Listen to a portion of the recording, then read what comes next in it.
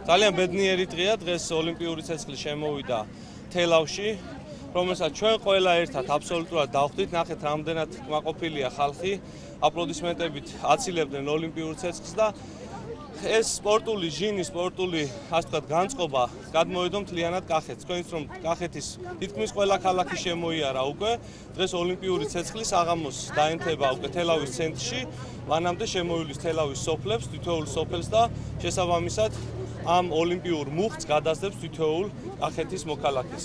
ასე რომ კიდევ ერთხელ გილოცავთ ამ პოზიტივს, ამ სპორტულ განწყობას და ვიმედოვნებ რომ ჩვენს რეგიონში იქნება განსაკუთრებული განწყობა ოლიმპიადის მიმართ. Ძელდება ოლიმპიური ჩირაღდნის ესტაფეტა.